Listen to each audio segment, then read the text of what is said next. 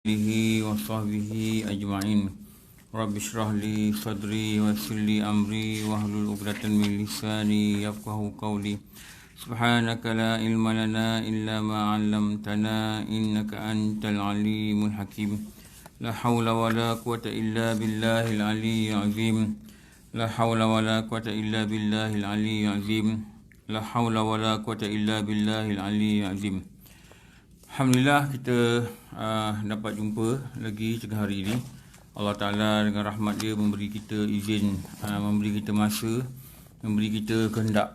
Kehendak apa? Kehendak untuk kita duduk dan rasa nak pergi, rasa nak datang, duduk dalam baju yang baik. Itulah yang Rasulullah sebut sebagai taman-taman syurga.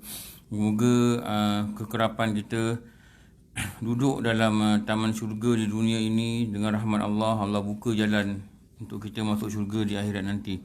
Okey, kita baca Bidayatul Hidayah Tambung 124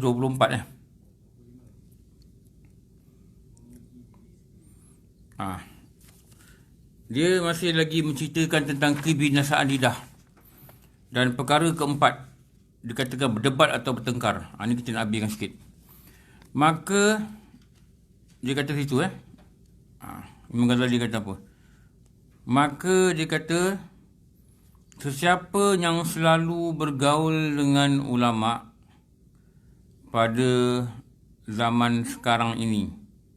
Zaman sekarang ni, zaman mana ni dia kata ni? Zaman dia lah. Zaman dia. Imam Ghazali ni dia hidup zaman mana? Dia lahir, kalau kita tengok sejarah lah, banyak ulama kata dia lahir 450 Hijrah. 450 Hijrah. Sekarang ni dah 1400. Maknanya dia lahir dah 1000 tahun lalu. 1000 tahun lalu pun dia kata zaman ni, dia kata banyak ulama dah mula bertengkar. Berdebat, bergaduh, begitu, begini, dia kata. Dan dia, umur dia lebih kurang 55 tahun, dia meninggal. Jadi dia meninggal 505 Hijrah lah. Kalau kita tengok apa yang dicerita dalam sejarah. Dan kitab Bidayatul Hidayah ni adalah parti daripada kitab Ihya Ulumuddin. Seolah-olah ada secubit ringkasan lah dikeluarkan. Ihya Ulumuddin ni dia karang waktu tahun 488 Hijrah. Jadi waktu tu dia cakap lah, zaman 488 Hijrah ni dia karang. Dia kata waktu zaman ni, siapa selalu bergaul dengan Memang saya punya pengalaman begitulah. Kalau orang ni, kawan kita ni, kadang-kadang ni, orang lain pun, dia berguru dengan guru dia yang suka entam orang ni, bagi orang ni, gasak orang ni dalam internet, ini gitu. Dia pun jenis orang gitu. Betul ada guru kata murid ni bayangan guru. Betul. Murid ni bayangan guru. Lepas tu kalau dia guru dia gitu, terutama budak-budak muda lah, budak-budak umur 20 lebih, belasan tahun ni dia tak pandai lagi. Lalu budak-budak yang mula sedar, dia lepas tu dia ikut satu guru. Kalau guru tu dia jenis tembak semua orang, dia pun cara dia bercakap pun dia akan tembak semua orang. Tu sebab tu hati-hati nak pilih guru ni, nak kena tengok-tengok jugalah. Jangan kita ikut. Memang semangat ni memang bagus, tapi bila semangat tidak disertai dengan ilmu, maka berlanggarlah pada adab. Ni jaga-jaga ni. Sekarang ni ramai. Sikit kan boom bid'ah orang. Suka bergaduh. Sampai peringkat nak bertumbuk pada kadang. Ni yang tak bagus ni. Lepas tu dia kata zaman dia dah mula ada. Zaman dia ni zaman berapa? Zaman 500 Hijrah ni lah. 480 Hijrah tu dia melihat pengalaman dia dan dia berkata, siapa yang selalu bergaul? Bergaul dengan guru ni memang perlu, tapi guru yang macam mana lah, nak kena hati-hati lah. Kadang-kadang guru ni okey, anak murid yang semangat dia lebih melompat. Tu jadi bergaduh dengan orang lain ni. Itu yang kata dia grup ulama, dia grup salaf, dia grup ini, dia grup, dan mereka bertengkar sama sendiri. Tengoklah dalam WhatsApp group kan, kita tengok berimas kadang. Jadi dia tak melahirkan ilmu yang hidup, tapi dia melahirkan perbelahan-perbelahan yang tak ada henti kadang. Tak ada henti tau. Ini kalau orang tua-tua dia tengok dia tak suka lah sebenarnya. Saya tengok pun tak seronok. Jadi kita tengok juga, kalau guru dia lembut, selalu je anak murid dia pun, selalu anak murid dia, itulah watak dia.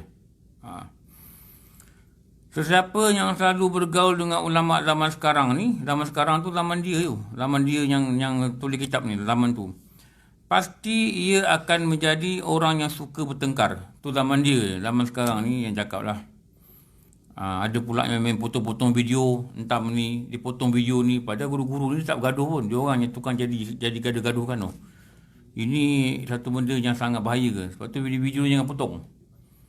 Video jangan potong. Ada main potong-potong video ni, ni tak bagus lah.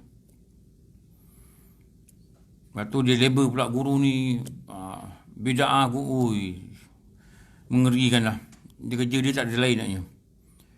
Maka dia akan menjadi orang yang suka bertengkar dan suka berdebat. Itu zaman dia. Zaman sekarang lagi dahsyat.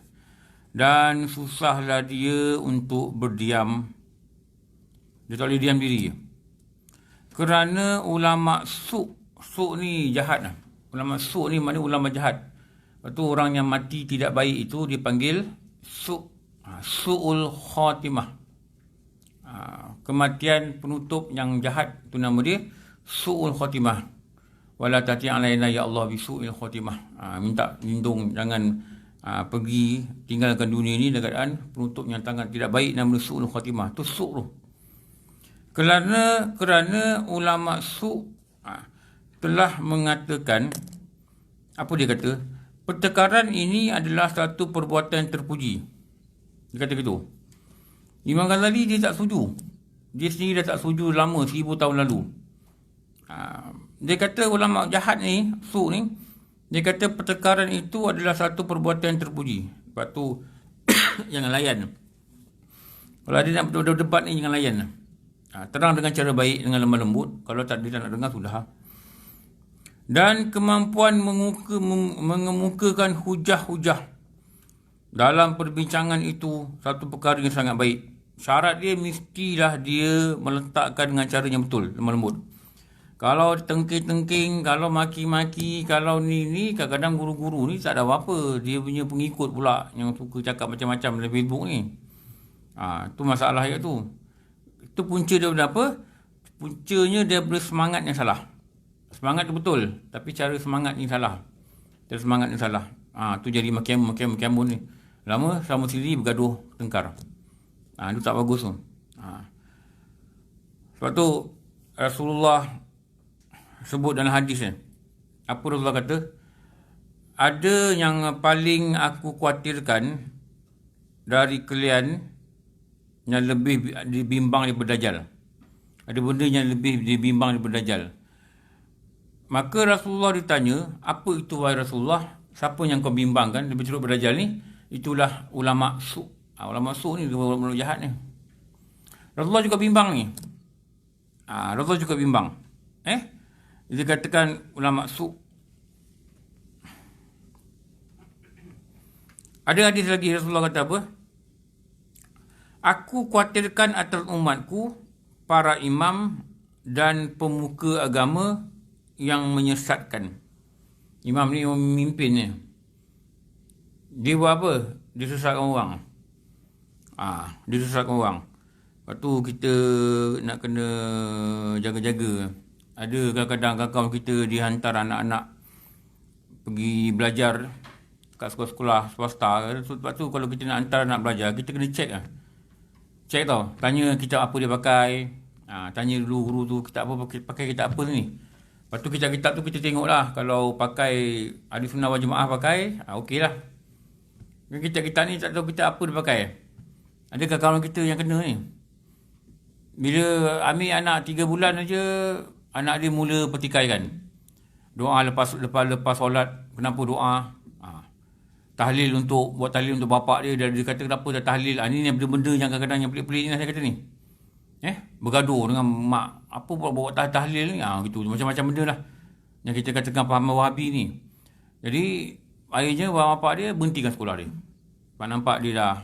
Kadang-kadang budak ni pun confused. Tak tahu. Apa benda yang dia belajar? Pelik sangat. Orang selawat puji Rasulullah, buat maulid Nabi. Anak dia mula rasa kata ni tak betul, ni baik-baik lah ni. Lepas tu nak hantar anak-anak pun nak kena tengok lah sekarang ni. Bimbang juga nanti daripada anak yang lembut, balik-balik 6 bulan balik rumah jadi kasar.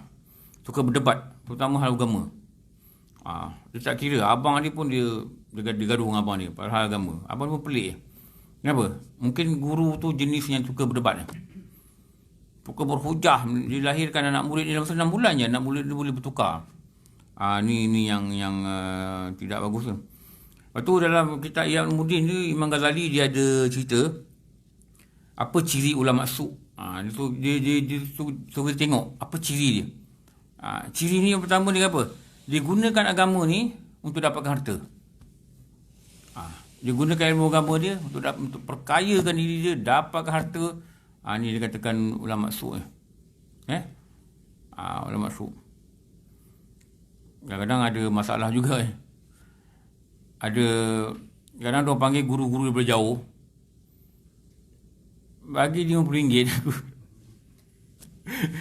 Bila PA ni kata, Haji bagi RM50, kami nak bayar tol pun tak lepas daripada Kedah.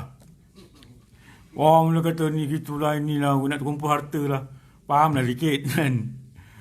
Lepas tu sampai pada guru ni, saya tak mau cakap guru apalah. Guru ni kata tak apalah kita pergi je. RM50 tak apa kita pergi. Dia kata tak bayar pun kita pergi.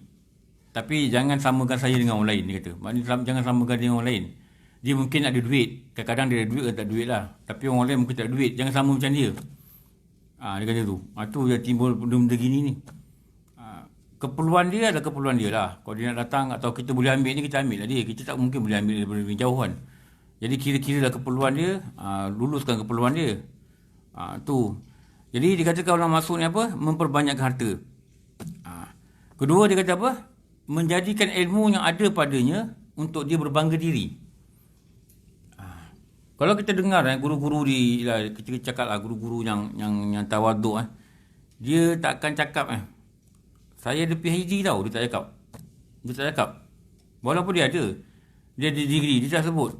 Cuma kalau tanya belajar kat mana, ambil apa, saya ambil PhD. Dia gitu je, dia tak ada nada nak tunjuk dia bagus ni, tak ada. Jauh sekali.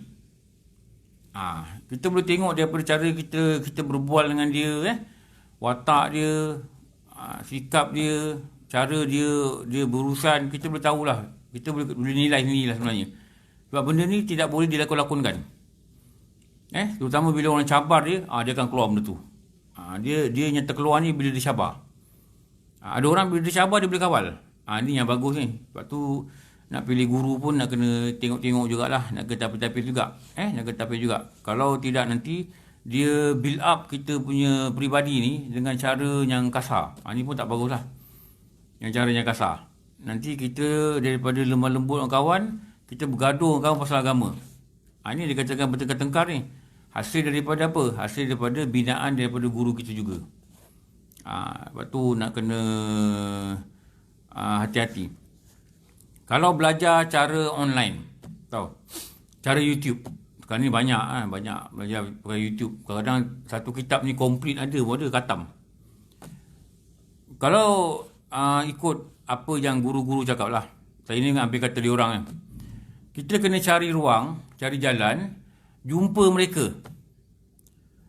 Dan kenalkan diri. Supaya dia tahu kita belajar dengan dia. Walaupun cara online lah. Cari jalan jumpa. Lepas tu kenalkan diri. Ustaz, nama saya sini, saya daripada sini. Saya memang tak boleh ikut kelas ustaz lah. Kelas ustaz dekat Kedah, mana saya tak boleh ikut. Tapi saya selalu ikut cara ni lah. Audio kuliah ke, online ke, rakaman ke. Jadi saya nak minta halal ustaz. Tapi dia orang tak kisahlah. Dia kata, datang kita jumpa 2-3 kali, lama dia kenal kita. Dia kenal nama kita. Kenapa kita kena pastikan dia kenal? Sebab kita mesti ada hubungan dengan dia. Kenapa mesti ada hubungan? Sebab para ulama' ni, mereka ni boleh memberi syafaat pada anak murid dia. Tu yang kita kena buat dia recognize kita. Recognize. Cuma dia mungkin dia tak nampak kita hari-hari lah. Kita yang nampak dia selalu. Kita nampak dia dekat audio kuliah ke, apa-apalah dekat internet ke. Tapi untuk ilmu memang dapat. Tapi keberkatan itu dia kurang dapat lah kalau guru itu tidak mengenali akan kita. Sebab tu, kalau kita tengok guru-guru kata apa, kita belajar ni, lagi dekat kita duduk dengan guru, lagi besar kesan pada hati kita. Kenapa? Dia tengok muka kita. Ini belajar, nyuruk balik lansir, belajar. Balik-balik kapot, dia menyuruk. Celah-celah tiang, dia menyuruk. Kalau boleh duduk belakang-belakang dekat tempat wuduk tu, dia duduk. Tak nak dia tak ada tengok muka. Kenapa? Senang nak tidur lah, Ustaz. Senang nak tidur. Betul, menyuruk belakang kawan. Betul kan? Dia kalau orang lelaki, dia duduk dekat-dekat. Kenapa? Lagi dekat, lagi berdekat. Dulu guru cakap gitu. Lagi dekat, lagi melekat. Apa melekat? Ilmu tu lagi melekat. Sebab gam dia kuat magnet dia kuat tu yang guru-guru ajar gitulah. Dan kalau ikut guru cakap dia sebenarnya tidak sah ijazah pakai YouTube. Tak sah tau. Ada orang ijazah gitu. Dia ijazah ni, dia kena faham. Ijazah ni, guru pada murid, guru kena kenal murid. Kena kenal Kenal ni maknanya tahu nama ke, dia dari sini dia ni, atau dia belajar apa dengan aku, baru dia boleh ijazah. Kalau kita qabil tu dekat YouTube, dia punya sah tu tak ni lah, tak bagus lah. Tak sangat berkesan. Lepas tu cari jalan jumpa dia. Macam saya buat gitu. Sekarang saya cuti dengan kelas saya tengok jadual dia, tanya anak murid dia, pergi jumpa. Jumpa setahun 5-6 kali, dah lama dia pun dia hello kita, ajak minum, dia dah kenal tu. Ajak rumah dia, jom minum air, dia dah kenal kita, okey lah tu. Tu Imam Syafi'i sebut 6 ni. Dia sebut 6 yang saya selalu sebut ni. Untuk penghasilan ilmu. Tu penghasilan tu. Menghasilkan ilmu dalam diri. Engkau perlu memiliki 6 perkara. Yang saya selalu sebut benda ni. Apa? Satu, engkau mesti memiliki akal yang cerdik, Imam Syafi'i kata. Dua, engkau mesti tamak dengan ilmu. Tamak, belajar banyak kali, belajar ulang kali, belajar banyak tempat. Itu tamak dengan ilmu. Nombor tiga, mesti ada hubungan dengan guru. Maksudnya mesti ada guru mengajar. Dan kita mesti ada hubungan dengan dia. Hubungan ni maksud apa? Hubungan baik lah. Kenal, dia kenal kita, kita kenal dia. Bukanlah kenal secara detail, kenal lah. Tahulah kita, dia pun kenal kita. Tu mesti ada hubungan baik dengan guru. Nombor 4, ada belanja. Mesti keluar belanja. Mesti keluar belanja. Nombor 5, ijtihadin. Mesti ada kesungguhan. Nombor 6, tuluz zaman. Memakan masa yang lama. Ni 6. Gabungkan 6-6 ni, baru terhasil ilmu. Belum cerita amal lagi. Baru terhasil ilmu. Lepas tu mesti ada hubungan dengan guru. Tak boleh belajar pakai buku, tak boleh. Kalau dah dengar YouTube, tak apa, boleh. Tapi mesti cari jalan, jumpa dia. Kalau Malaysia Semenanjung ni jauh mana sangat, betul tak? Boleh, kalau nak pergi jumpa, boleh. Kalau mengaji dengan guru-guru cara online dekat Kelantan ke, kat mana ke, carilah pondok dia. Minta. Sekarang ni nak cari orang bukan susah. Kan? Internet ada, cari. Cara nak berhubung dengan anak murid tu pun tak apa. PA dia cari. Boleh. Saya dah pernah buat. Tak adalah susah sangat. Mungkin bukan masa saya tanya orang, tanya. Masuklah grup. Pelajar pondok. Masuklah grup tu. Ini masuk grup rider wise suku. Mana nak jumpa guru? Betul tak? Jumpalah rider, guru-guru rider jumpa. Tak apa, bukan salah. Buatlah, tak apa, tak ada masalah apa-apa dengan kawan. Tapi carilah benda di tempat yang betul lah. Di tempat yang betul. Kita masuk kumpulan pancing, memang tak dapat guru pondok. Guru pondok mana lagi mancing? Dari mana masuk ke pondok, dia mengajar tak tempat. Cari di tempat yang betul. Nanti kita cari PA dia, tanya jadual dia, nanti lepas mengajar, kita kenalkan diri kita. Nanti lama ada hubungan. Jadi bila ada 6 perkara ni, nanti terhasil. Dia memang betul tau, tak sama. Kalau dia kenal kita, apa dia cakap, kita macam tergerak untuk buat tau. Ini pengalaman saya ni dekat ni. Kita macam, Nak buat lah. Gitu. Dengar dia kupas pendek je. Baca Mu'tal Al-Badrain je. Kita peka ni. Semayang witir, dia kata. Sebaik-baiknya adalah 11 rakaat. Kita dengar dia cakap itu je. Lepas tu dia bacalah hadis. Siapa yang tidak buat witir, Rasulullah kata bukan golongan kami. Yang baca hadis tu. 20 minit kita dengar. Kita dengar online ni. Tapi sebab ada hubungan dengan dia, menyebabkan kita tergerak nak buat tau. Dan kita rasa, boleh buat lah. Kenapa ni? Ini keberkatan guru. Faham Tu tak sama kalau tak ada susu galur keberkatan guru, tak sama. Sebab tu kita tak boleh buat kadang-kadang. Kenapa? Kita tak ada keberkatan tu. Sebab tu mesti ada guru. Tu dia katakan ulama su' ni, yang bahaya ni, dia menggunakan ilmu dia untuk mengumpul harta dunia. Imam Ghazali kata. Yang kedua, dia berbangga dengan kedudukan dia. Ada kawan saya, dulu kami sekolah sama lah. Yalah, dulu 8 tahun lalu kami buat reunion. Ni kawan sekolah menengah. Maksudnya ceritalah, dia belajar sini, orang ni belajar agama, ceritalah dia belajar agama dekat ni, guru ni, okey lah. Lepas tu, dia cakap saya, ada benda yang dia takut waktu dia belajar agama. Saya kata apa? Dia selalu doa dengan Allah, jangan Allah lihatkan pada mata dia kekurangan guru dia. Kenapa? Dia sangat sensitif perkara ni. Kalau dia lihat satu kekurangan guru dia, menyebabkan dia tak akan belajar guru tu lagi. Saya kata tak boleh lah begitu. Sebab apa? Tak mungkin kita boleh jumpa yang sempurna. Betul tak? Rasulullah je lah. Rasulullah dah tak ada. Tapi pewaris dia apa? Pewaris dia ada. Tu ulama tu. Siapa? Warisatul Anbiya.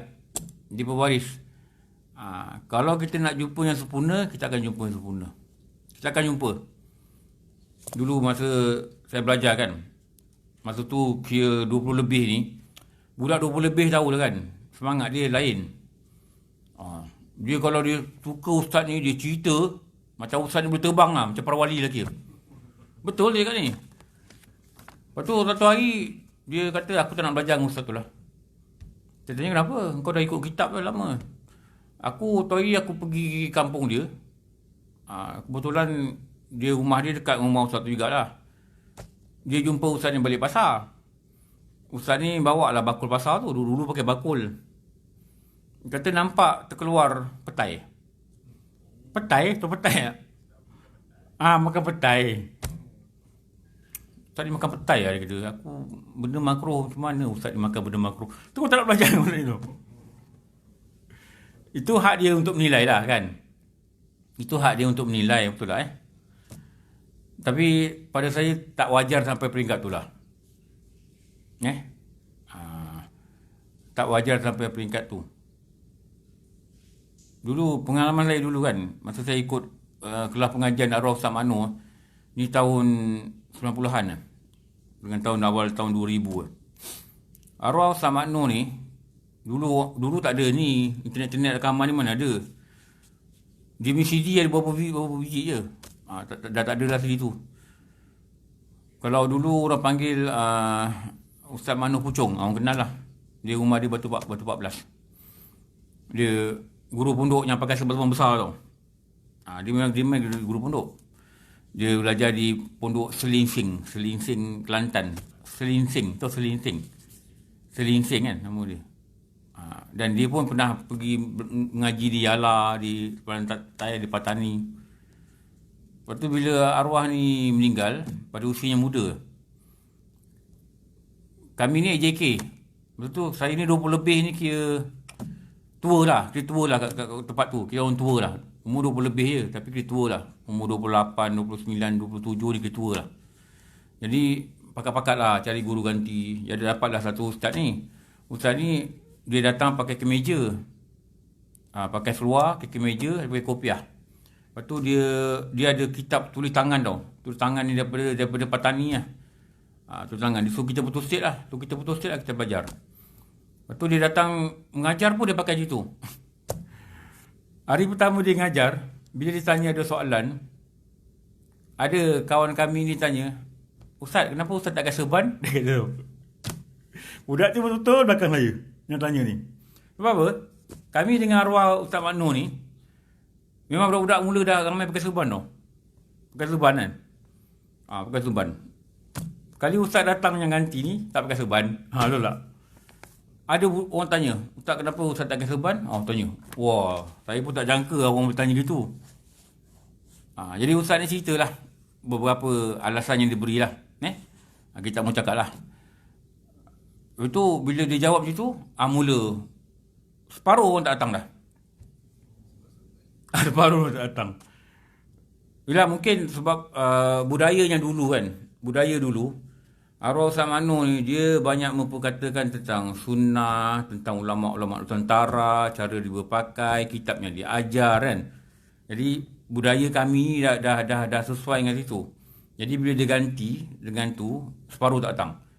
Lama mungkin kurang. Jadi ustaz yang tu pun tak datang dah. Dan panggil ustaz Daruzzaman Al-Mukri.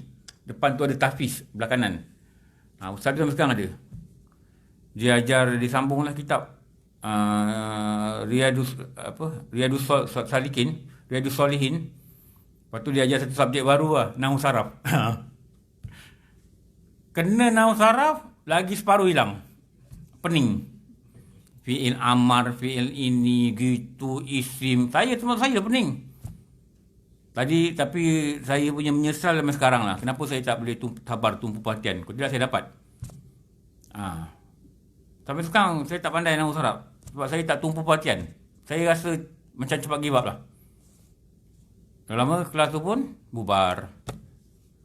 Kelas tu bubar lah. Kelas tu dah lama saya dengar orang-orang tak ada, dah tutup. Itu apa, itulah kadang-kadang benda tu berlaku dia ujinya kita dengan cara yang gitulah. Dia uji kita dengan cara gitu. Jadi itu saya kata tu, apa, bila kita berguru ni, kita cuba istiqamah.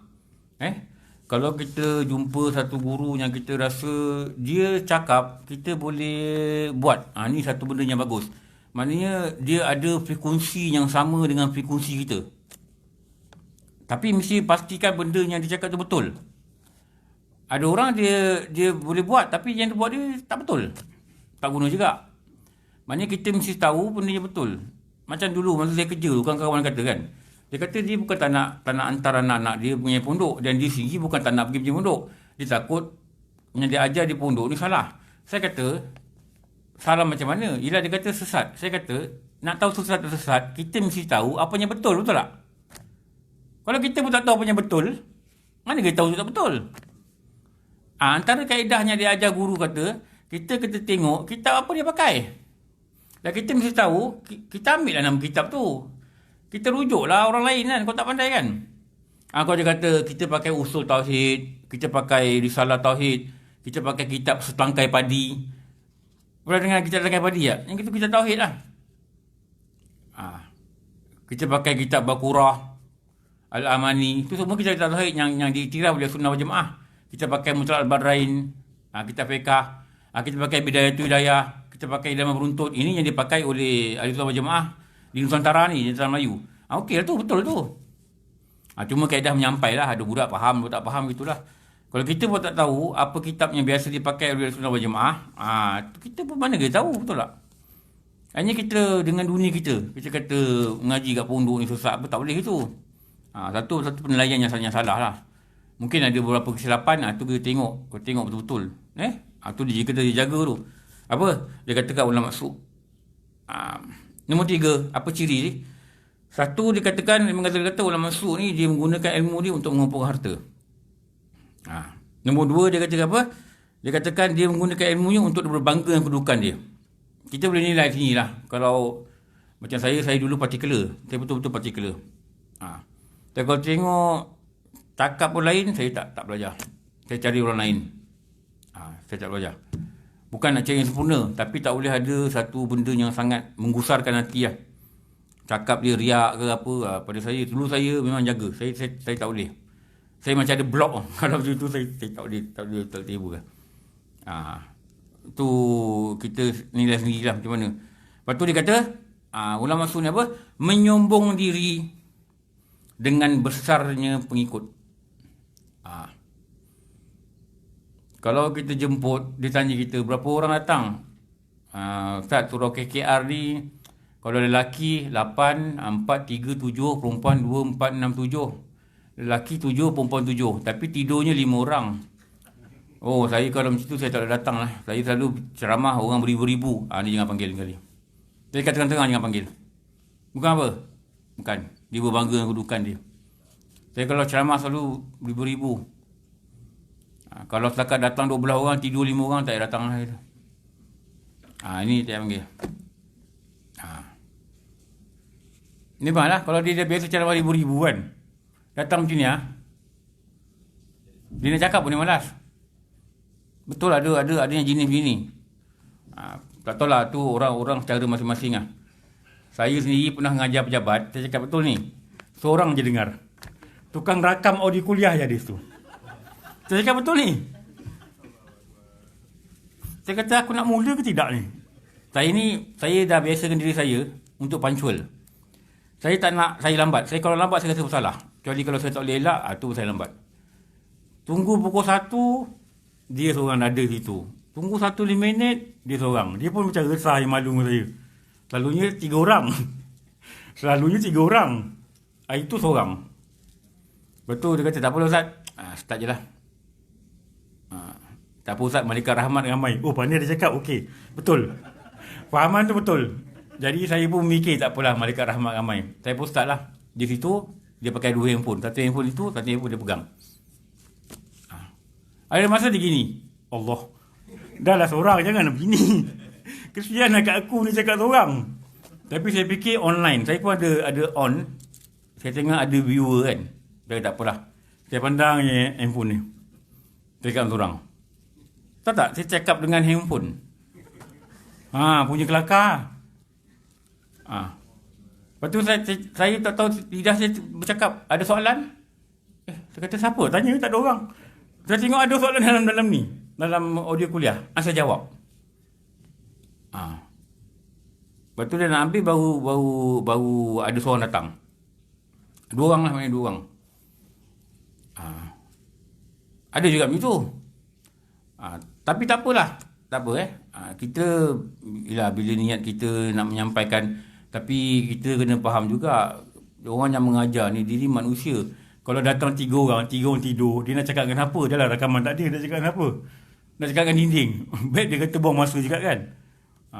Tapi tak bolehlah kita berbangga dengan pengikut yang ramai. Ini tak boleh. Kalau ada pengikut lah. Macam saya tak ada pengikut. Kalau ada pengikut. Lepas tu, kalau Allah tak jadikan kita ni popular, itu ada ulama' kata, saya tak ingat siapa yang cakap. Kat selesai Imam Ghazali kata, dia kata, kamu tidak terkenal itu adalah rezeki yang Allah beri pada kamu. Kau dah kenal dah lain Betul. Kau dah terkenal, 6 orang, 7 orang datang, tak payah ngajar. Gitu, takut rasa gitu tau. Kita ngajar ni kerana nak orang ramai. Orang ramai, nak orang jaga kita, nak orang sambut kita kat parking, nak bukakan pintu kereta. Ini satu kesalahan. Dan saya cukup imas kalau orang buat gini. Kita risau juga. Ada lah surau tu. Dia sediakan parking, dia bukakan kereta, dia ambilkan beg. Alamak, imas ni. Dia tunggu kat kereta, tunggu sampai kita keluar. Bukakan beg, ambilkan ini. Nak mengajar, dia tarikkan kursi. Dia bagikan mic, dia pakai kat baju. Allah, hai. Saya tak tahu orang lain lah. Pada saya rasa tak sedap. Bukan apa, kita tak layak untuk dimuliakan. Kita bukan guru. Kita hanya kongsi-kongsi. Kadang tulis dekat board, selamat datang Tuan Guru. Allah. Nak bercakap pun tak boleh keluar mulut tau. Ada pejabat tu tulis lah. Dekat Bukit Beruntung. Majlis Maulid Nabi. Selamat datang Tuan Guru. Saya padam tau. Saya padam. Takut saya kelaran tu. Tak layak kita ni. Tak layak kita. Rasa terbeban betul. Terseksa. Saya kata kau panggil aku pakcik dah lah. Budak-budak pun senyum gelak tu.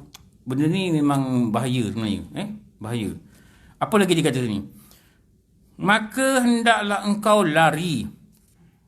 Imam Ghazali kata lari. Dari siapa? daripada mereka. Siapa ni? Ulama yang jahat ni. Jangan dekat. Lari macam mana? Takut macam mana? Seperti engkau lari daripada harimau. Tu dibandingkan ulama yang jahat ni. Ulama-ulama yang sombong ni. Ulama yang kumpul harta dunia, gunakan ilmu untuk harta dunia ni. Ulama yang berbangga-bangga ni. Yang bergaduh-bergaduh ni. Yang berdebat-berdebat, bertengkar teruk-teruk ni. Bukan tak boleh bertengkar. Boleh lah, tapi ada cara lah. Ada kaedah dia. Kan? Bila dia ulama, orang lihat dia. Orang cuba lihat kesilapan ni tau. Padahal dia manusia biasa, dia buat silap.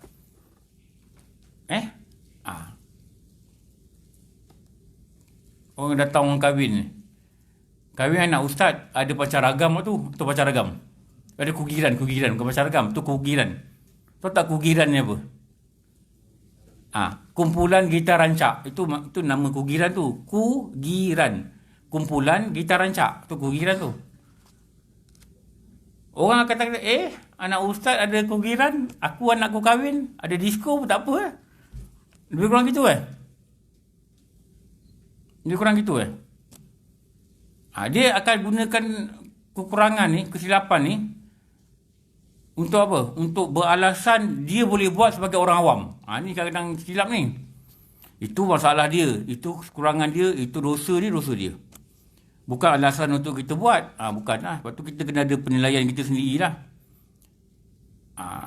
Kadang-kadang begitu juga. Kadang-kadang kita tak faham masalah dia tu. Masalah dia apa? Dia tak nak. Anak dia pula nak. Anak dia pula kalau tak ada, dia tak nak kahwin. Kita tak tahu. Anak sekarang boleh ugut tu. Kadang pergi rumah kahwin dua kan. Satu rumah orang biasa lah. Satu rumah Bilal. Kita ni ada jemput rumah Bilal. Kita pergi. Dia punya sharing location tu situ lah. Kita kata bukan ni kot. Ini. Sebab ini ada macam disco sikit. Yang ni pasang CD mengaji. Kita kata ni kot. Rupanya ni. Ni saya pernah kena ni. Saya pernah kena.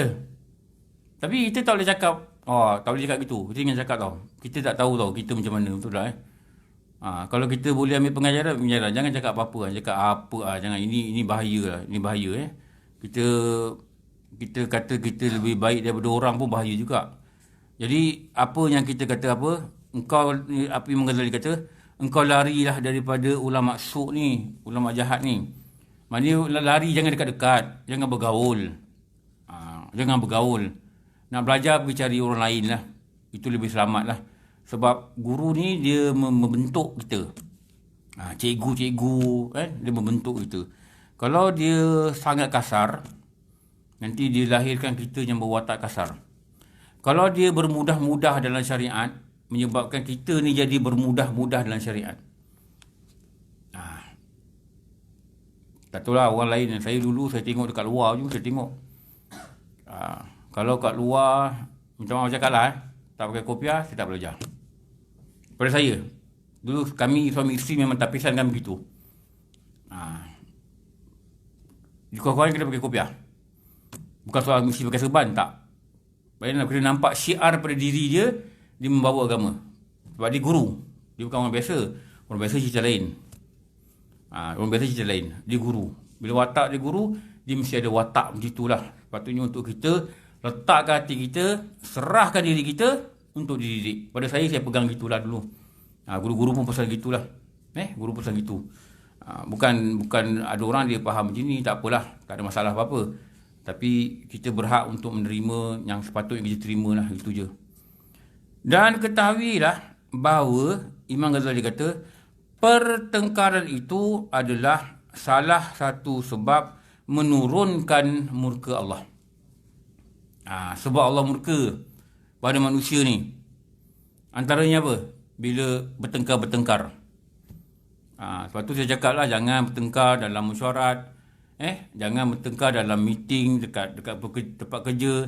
Jangan bertengkar mesyuarat AJK masjid. Jangan bertengkar mesyuarat PIBG. Yang kita selalu ada itulah pun mesyuarat tu pun. Jangan bertengkar mesyuarat Persatuan Penduduk. Jangan bertengkar mesyuarat JMB Apartment atau JMB, Joint Management Body. Ya, betul lah perkataan tu. Jangan bertengkar. Jangan ramai-ramai pergi majlis Badan Kajang nak gaduh masalah, bertengkar lagi kat sana. Orang kenal kita ni sebagai orang yang kuat bertengkar. Tak, ni salah tau. Ni satu benda yang tak baik. Kenapa? Imam Ghazali dia cakap jelas dalam kitab dia, menurunkan murka Allah. Kita ni mak bapak anak kita bertengkar, kita suka tak? Anak kita bertengkar tau. Betul tak? Kita pun tak suka. Terutama anak dah tua. Mak umur 70, anak umur 50, bertengkar. Lepas tu tak bertegur. Lepas tu raya, dia balik, dia tak balik. Kalau dia tak balik, baru dia balik. Ini berlaku tau dalam keluarga. Mak dia tahu, anak dua je ni. Mak dia tahu, kalau tahun ni nampak kereta dia sampai, dia tahu anaknya ni takkan balik raya. Kenapa? Dia dua ni bertengkar. Jadi kalau orang tua bertengkar, buruk. Anak-anak bertengkar, budak-budak kau bertengkar, pagi dia bertengkar. Dia bertengkar waktu duha, pukul 10, waktu asar kan dia balik sama. Betul tak?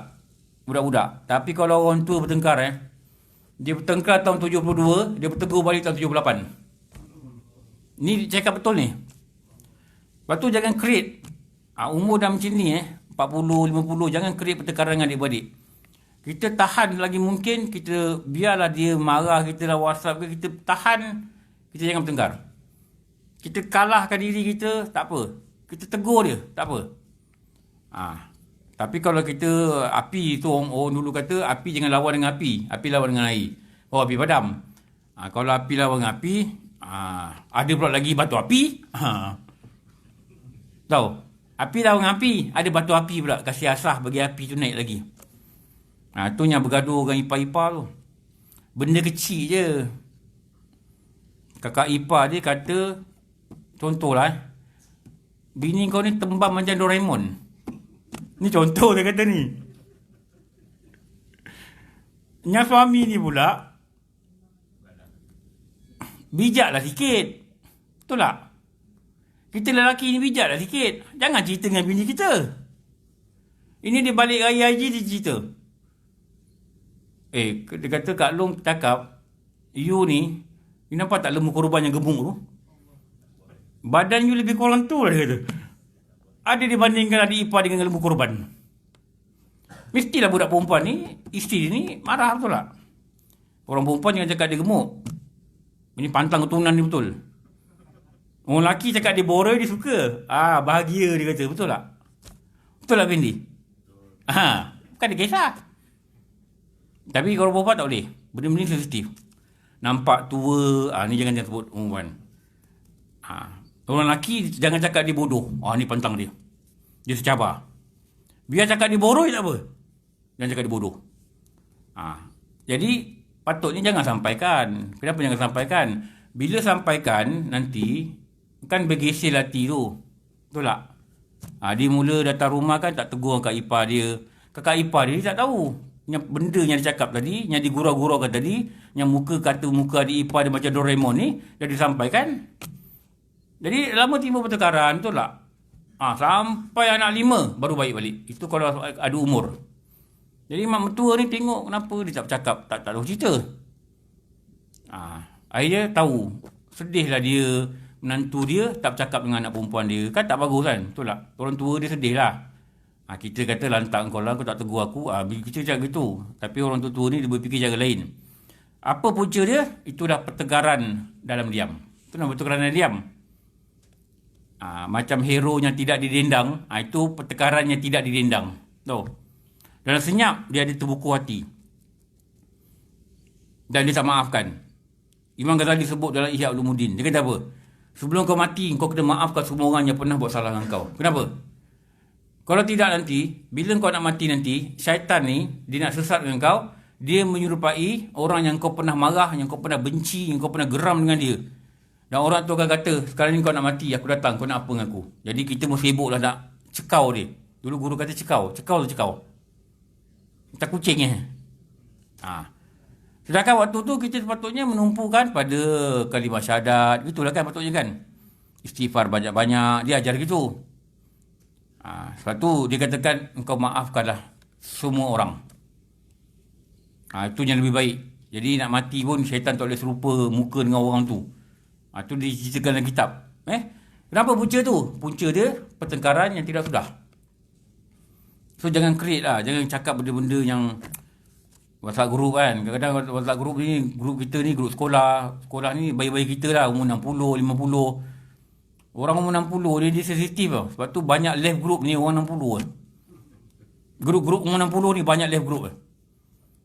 Kalau umur 20 ni, dia cakap apa pun dia buat bully. Betul tak?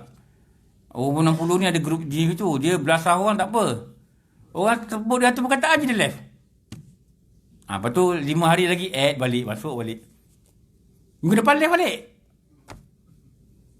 Kenapa? Dia rasa benda tu pertengkaran. Padahal mungkin orang anggap gurauan.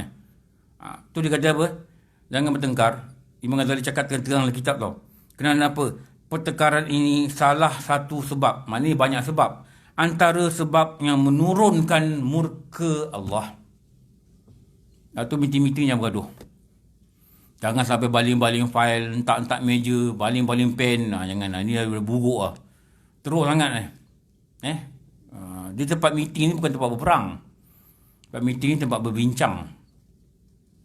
Maknanya kena bincang, pengusi mesyuarat ni kena pandai kontrol di meeting lah. Kalau rasa dengar-dengar macam nak panal je, rasa macam ni meletup ni kan, stop the meeting. Tangguh. Kita jumpa lagi 2 hari. Bagi cool off. Cool off tu cool off Tu cool off. Cool off ni. Sebab tu dalam bab audit, saya dulu auditor. Saya boleh pakai pangkat AIIA, Associate Internal Auditor Malaysia. Sebab adalah khusus kena pergi kan. Baru dapat. Mana kita sign laporan audit ni, kita boleh pakai nama tu lah. Nama dan bracket tu lah.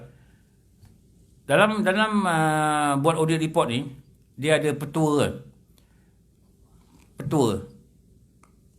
Kalau orang kerja audit dulu, dia akan gurau-gurau macam tu lah. Apa itu audit? AUDIT. LAN tak ada LAN. LAN auditor. LAN. Dia baca audit negara. Tak ada. AUDIT. Mat ingatkan LAN. LAN pun bersih rambut lebih kurang ni je. Kenal LAN. LAN. Dia pun auditor juga. Dia base sini sekarang ni. Dia anak murid saya daripada darjah 3 tu. Lama dah. Sekolah darjah 3 dia anak murid saya tu. AUDIT ni. AUDIT. All you do is tick. Dulu.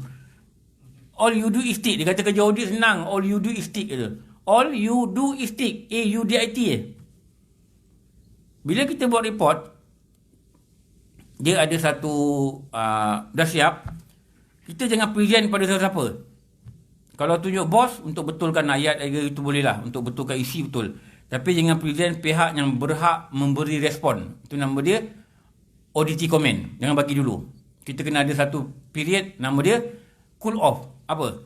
Dah siap, dah betulkan ayat ke, bos pun dah setuju. Okey, kita dengan bos kita kena simpan report dulu. 3 hari, kita baca balik. 3 hari tu nama dia cool off. Kenapa? Mungkin masa buat report ni, kita rasa marah. Tahu? Biasalah kita audit orang lawan je kita balik. Orang maki kita. Macam-macam cerita lah. Ada kawan kita dulu buat audit dekat store, orang kunci dalam store. Pun ada juga. Orang ugut-ugut ni yang cakap lah. Betul, dia cakap betul. Itu nama dia cool off. Kenapa? Bila kita dah 3 hari, kita dah tak ada rasa marah dengan auditi kita, baru kita baca balik. Baru kita ada rational tau. Rational. Kita nampak, tak patut aku report macam ni. Aku report dengan cara lain yang lebih lunak Lebih lunak. Kita tukar ayat kita. Itu nama dia cool off. Kenapa? Nak elakkan pertengkaran. Saya tengok ilmu audit dia sebenarnya bagus untuk kita praktik lah. Antara itu lah cool off lah. Dia proses cool off. Kadang-kadang edit meeting, bertengkar. Orang kita tim yang kita audit ni, dia cakap gini-gini, kita cakap gini-gini. Akhirnya tak ada penyelesaian. Bila auditor komen, dia hentam pula auditor. Gitu. Nampak benda ni tidak menghasilkan kebaikan. Dia the purpose audit ni untuk kita baiki segala weaknesses segala kekurangan. Dan kita highlightkan segala kebaikan dia supaya dicontohi oleh orang lain. Itu antara purpose audit tu. Lepas tu audit ni dia ada cost yang banyak, dia ada banyak benda, dia kena masuk exam, dia kena apa kan. Jadi kalau auditor yang bijak ni, dia akan mengelakkan satu benda, Rupanya Imam Ghazali dah kata mengelakkan murkanya Allah. Lepas tu jangan bertengkar adik-beradik. Saya cakap betul. Saya sedih dengar cerita-cerita kawan bertengkar adik-beradik. Adik-beradik 7 orang. 4 orang tim A, 3 orang tim B. Akhirnya mak yang menangis pada Hari Raya. Sebab apa? Ni tak nak balik, ni tak nak bercakap. Kadang-kadang makan meja-meja lain. Hari Raya. Hari Raya pun kalau makan meja lain, apa orang tua tengok tu Dia kumpul, dia sorok-sorok kat dapur makan. Makan kat depan. Tak nak. Abang ada dia kata. Dia tak suka dengan abang dia. Kita kalau ada masalah antara kita adik-beradik, kita settle sama kita. Jangan sampai orang tua kita tahu. Kenapa? Luka hati dia. Kita ada masalah, tak ada duit, kita settle adik-beradik kita. Ini mak kita 70 tahun kita ngadu. Mak tak ada duit, mak makan Maggi je. Jangan cerita dengan dia. Tak patut tau. Betul tak? Mak kita dah besarkan kita. Kita dulu nakal sekolah dulu. Tahu? Mak kita dah besarkan kita. Mak kita gadai gelang ni nak masuk kita universiti. Cukuplah kepayahan dia dialami, betul tak? Kita dah kerja, dah apa, dah keluarga, ada problem, kita settle. Kita minta tolong adik-beradik kita. Jangan cakap dengan dia. Mak kita dah 3 hari susah hati. Kenapa? Anak aku makan Maggi. PKPP. Dia susah hati. Dalam dia yang susah hati. Kita boleh ketawa kat rumah. Ini dah satu benda yang salah. Lepas tu ada masalah, pergi kongsi dengan pasangan masing-masing. Pergi settlekan dengan adik-beradik. Kalau minta tolong adik-beradik, kawan-kawan. Jangan libat kawan tua. Ni libat kawan tua. Tu kadang saya bagi motivasi kat asrama, saya cakap dengan dia orang. Ada orang telefon mak kat rumah. Mak, tak nak duduk asrama. Kenapa? Kawan bilik kuat kentut, dia kata. Budak-budak ketawa. Rupanya ramai ada yang mengadu. Mak, banyak nyamuk. Settle dengan warden, dia kata. Kurangkan masalah ni dengar oleh mak bapak kita. Bukan masalah besar pun. Betul tak? Kalau kita sakit tu cerita lain lah. Kenapa? Kita tak nak mengganggu dia pada ujung usia. Biar dia ibadah dengan tenang.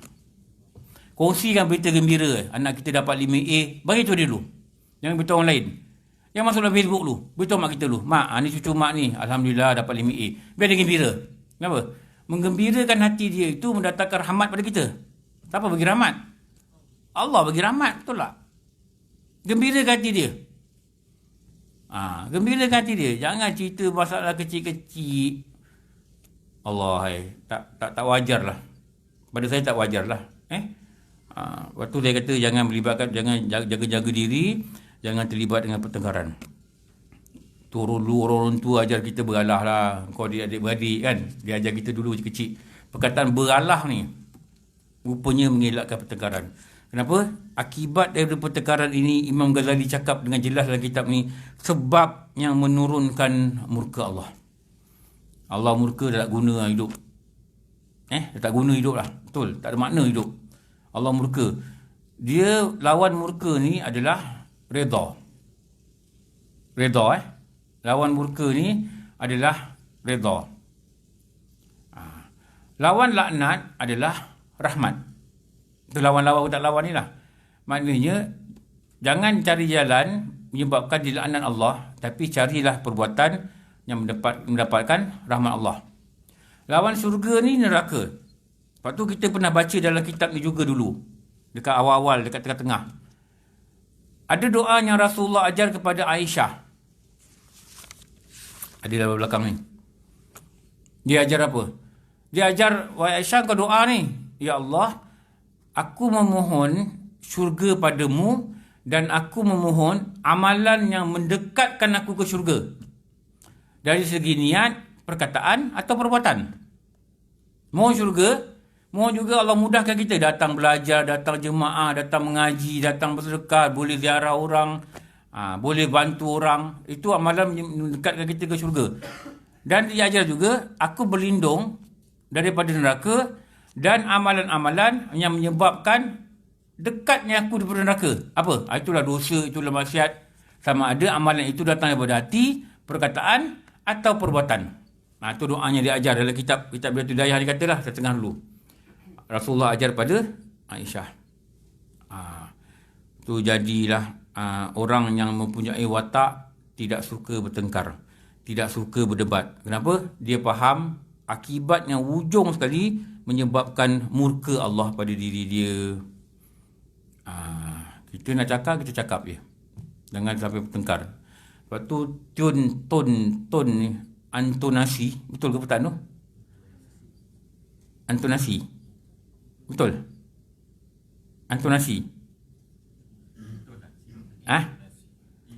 Inton. Intonasi ni biar kena. Masalah dia apa tahu? Dalam WhatsApp dia tak ada intonasi. Dia hanya perkataan. Dan orang boleh cakap macam ni, dan orang boleh cakap macam ni. Jadi nak membantu intonasi ni gunakan ikon lah. Kalau cakap gurau-gurau tu bawa taruhlah ikon senyum, orang faham lah kita gurau. Ada orang dia tak pakai ikon tu. Kalau kita kata orang kau ni bodoh lah, ha ha ha, maknanya kita gurau, betul tak? Kalau kau ni bodoh lah, full stop, itu betul-betul orang kata kita bodoh, betul tak? Kan lain tu. Tu jangan ambil oleh group tu, betul tak? Sebab dia bukan percakapan, dia hanya perkataan yang dia type je. Kita ni tak bijak dalam komunikasi. Tu orang tak suka, tak bagus tu. Jangan sampai orang tak suka kita lah. Jangan sampai kita kerja kat department ni, kita kena tukar, orang pergi pasar tani buat kenduri. Faham tak? Kita ketukar department ni, orang buat kenduri. Kenapa buat kenduri? Ni, budak ni dah tak ada. Seronok, syukur. Orang sujud syukur kat surau, kita tukar. Allah, ada something wrong dengan kita tau. Kalau kita ketahui lah, ada something wrong dengan kita. Ada benda yang watak kita yang sangat tidak baik lah. Tegas ke tegas, betul. Tapi jangan sampai bertengkar lah. Hati-hati lah. Dan dia kata menyebabkan kemarahan manusia. Ada dua benda lah. Hasil daripada perkara yang sangat tidak baik, nama dia apa? Pertengkaran. Okey. InsyaAllah nanti sambung. Bahaya lidah yang kelima. Dia kata apa? Memuji diri sendiri.